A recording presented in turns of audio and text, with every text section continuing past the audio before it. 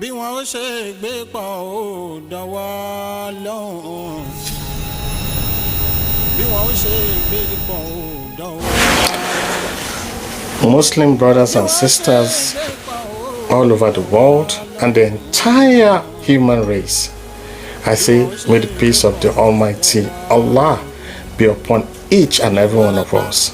Gbogbo àyè tó bá wù kẹ́tí máa gbọ́ mi lẹ́nu mo kí wa pé akóǹgbẹ ẹ̀mí wa yóò ṣìkà. It should be no competition but wà lórí Audiomack. You can go there and download, stream. That's the only thing you can do to support me for now. Nínú Ramadan tàdá wáyé oríṣiríṣi àǹfààní orí ńláńlá ló wà ńbẹ̀. Be yourself. Má jẹ́ kán fi ogun ẹnu jà ẹ́ o. They will say you cannot do it. I repeat it always. When they say you cannot do it, do you just accept that you cannot do it? Stand up for yourself, my brother, because you can't do it. I can't do it. No matter what anybody says. Kódà wọ́n tún mọ̀ bọ́yẹ máa ń package àwọn ọ̀rọ̀ wọn. Mo rí ibi kan tẹ́nìkan tí ń kọ ìkan náà àwọn ẹni tí mo ti kọ sẹ́yìn pé tàbá ń fayé aláwọ̀ ká máa fayé àyà ṣẹ̀ṣẹ̀ wípé ń bolo lọ́wọ́ bá ti sọ bẹ́ẹ̀ ṣọ́lọ́run sọ pé ká máa ṣiṣẹ́ ni because nǹkan tèmi ń ṣe tí mò ń sọ òun náà ni pé tàbá ti ń fayé aláwọ̀ when you pray yáàyà say go and walk, don't just sit there and do nothing. When you pray you have to walk.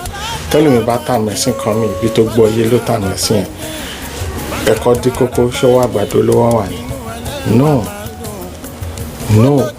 but púpọ̀ nínú àwọn tó ń bá wa sọ àwọn orators wa nowadays they are very selfish. Wọ́n kàn ń wá gbogbo ọ̀nà tó máa fi bá tẹnìkan jẹ́ wọ́n believe pé títẹnìkan ò bá bàjẹ́ títa wọn ò lè dá.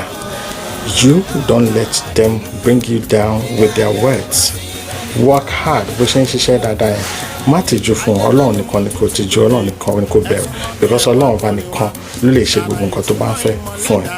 Then plan rẹ̀ dáadáa because o need miracle kankan mọ́ o.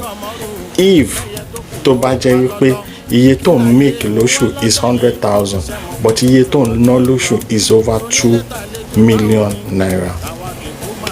O make 100,000 lóṣù but iye tó ń ná síta is over 2 million. You are a miracle yourself. Miracle ni ó kàn yẹ kó kọjá mọ̀ pé how do you do it? Bẹ́ẹ̀ ò dẹ̀ sọ gbogbo àwọn ọ̀nà tó tún gbà rówó ni because with that you are a miracle. Cut everything. Nínú nǹkan tí Ramadan tó fẹ́ kọ́ wa ní ẹ̀ mi sọ pé kó láwọn but use your sense. Gbogbo àwọn tó ń torí ẹ̀ ṣiṣẹ́ méjì mẹ́ta mẹ́rin when you are normal they will live, they will subsist, they will live for life organizing. Nobody will die with you, you die, you die. So know what to do and when to do it. Ramadan Mubarak. Gbogbo ẹ̀ pápátá la máa kíra wá ń sìn akóǹgbẹ akọ́lájímọ̀ tí n bá rí ẹ tó bá lè kúnlẹ̀ kí mi it's fine, tó bá lè kúnlẹ̀ kí mi it's fine, tó bá lè bá mi bọ́wọ́ it's fine. I'm good with everything. Mi rí ẹ bọ níbi kankan níbẹ̀ tó bá kí kúnlẹ̀ kí mi tó bá dọ̀bálẹ̀ àníyàn tó fi ṣe òun lọ ànábì ní innamal a'malu binniyat. Mi ìlànìyàn pé mo fẹ́ jọ́sìn fún ẹ nígbà tí mo fi tẹríba fún ẹ. If it's not okay by you o ní láti embarrass me. Ramadan Mubarak ojúmọ́ tó wọ́n lónìí ojúmọ́ rẹ̀. Assalamu alaikum.